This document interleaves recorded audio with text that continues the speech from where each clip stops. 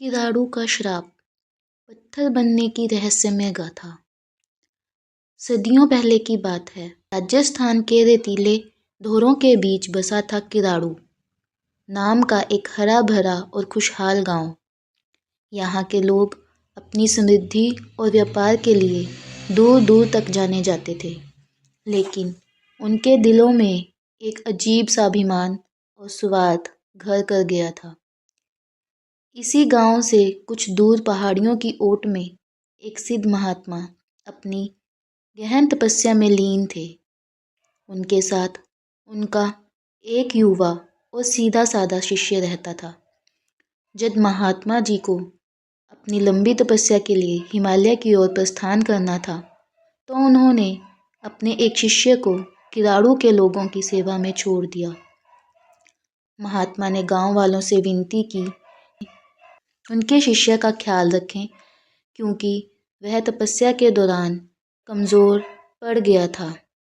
शिष्य ने पूरी निष्ठा से गांव वालों की सेवा की। वह उनके खेतों में पानी देता, बीमारों की मदद करता और हर छोटे बड़े काम में उनका हाथ बटाता था। लेकिन किराड़ू के लोग इतने अहंकारी थे कि उन्होंने कभी भी इस भोले शिष्य की कदर नहीं की। उल्टा उससे हर तरह का काम करवाते थे। उन्होंने उसे एक नौकर से भी कुछ नहीं समझा था, और जब वह बीमार पड़ा तो उसे अकेला छोड़ दिया। किसी ने उसकी देखभाल नहीं की, किसी ने उसे एक घूंट पानी तक नहीं पूछा। समय बीतता गया और एक दिन महात्मा अपनी तपस्या पूरी कर किराड़ू लौटे। गांव के पास पहुंचते ही उन्होंने अपने शिष्य को देखा, जिसकी आंखें धंस गई थी और शरीर सूख चुका था और वह मृत्यु के करीब पहुंच चुका था। महात्मा का हृदय पीड़ा से भर उठा। उन्होंने शिष्य से पूछा, पुत्र, तेरी ये दशा कैसे हुई? शिष्य ने कांपती हुई आवाज़ में महात्मा जी को सारी बात बताई।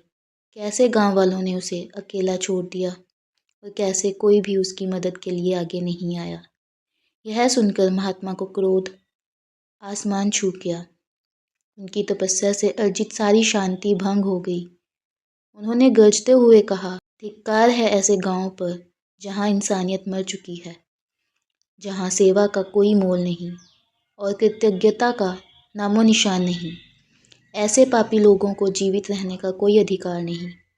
महात्मा ने अपनी आंखें बंद की और एक भयंकर श्राप दे डाला। आज सूर्यास्त के बाद जो कोई भी इस गांव में रहेगा वह पत्थर का बन जाएगा।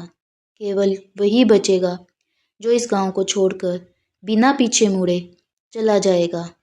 जो मुड़कर देखेगा वह भी पत्थर का बन जाएगा।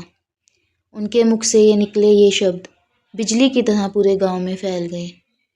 चारों ओर हाहाकार मच गया। डर के मारे लोग अपने घर बार, अपनी संपत्ति छोड़कर भागने लगे। लेकिन एक कुम्हारिन थी जो बड़ी संशयवादी थी। उसने सोचा, भला एक साधु के कहने से क्या लोग पत्थर के बन जाएंगे? ऐसा कैसे हो सकता है? मैं भी तो देखूं इसकी सच्चाई इतनी है। जब सारे गांव वाले भाग रहे थे तो कुम्हारिन चुपचाप एक ऊंचे टीले पर चढ़ गई। जैसे ही सूर्यास्त हुआ और उसकी लालिमा क्षितिज में के सामने आने लगी, महात्मा के श्राप का असर दिखना शुरू हो गया। गांव के लोग जहां थे वहीं धीरे धीरे पत्थर के पुतले बन गए। यह भयावह नज़ारा देखकर कुम्हारिन के रोंगटे खड़े हो गए। भय और उत्सुकता के मिश्रण में उसने एक पल के लिए पीछे मुड़कर देखा, और उसी क्षण वह भी वहीं उसी टीले पर एक पत्थर की प्रतिमा में बदल गई। आज भी किराड़ू के खंडरों में कई रहस्यमय पत्थरों की मूर्तियां बिखरी पड़ी हैं, कुछ अधूरी, कुछ पूरी। ये उस गांव के लोगों की कहानी बयां करती हैं जो अपने अभिमान और स्वार्थ के कारण हमेशा के लिए पत्थर के बन गए। और टीले पर खड़ी उस कुम्हारन की प्रतिमा आज भी उस भूल की याद दिलाती है जिसने उत्सुकतावश पीछे मुड़कर देखा था।